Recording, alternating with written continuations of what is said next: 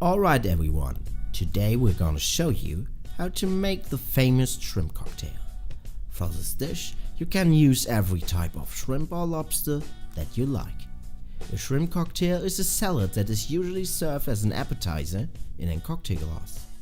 It was very popular in the 60s and 70s. We start with 500 grams of mayonnaise for our cocktail sauce. We add 200 grams of creme fraiche to it to make the sauce more creamy. After that we give 2 good tablespoons of tomato paste into our bowl. This will give our sauce a fruity tomato flavor and interesting rosy color, matching to the color of the shrimps.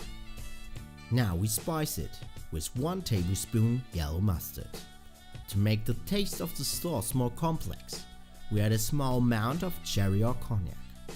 Also, a small amount of worcestersauce fits quite well into our cocktail sauce. To give the sauce a fruity and sour taste, we add the juice of half a lime to it. We give the flavor balance with a pinch of sugar and a pinch of salt. Now mix everything and you will have a very delicious cocktail sauce that you could also enjoy with other things like other seafood or fried chicken.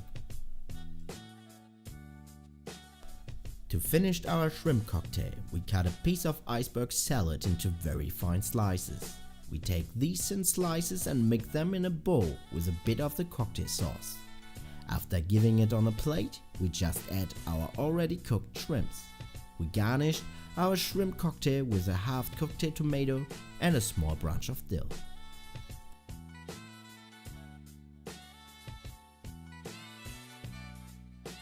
Have fun reproducing it. The recipe you will find as always in the video description. If you want to support what we do, please share our content diligently on social media. We really appreciate it. Have a nice day. Over and out.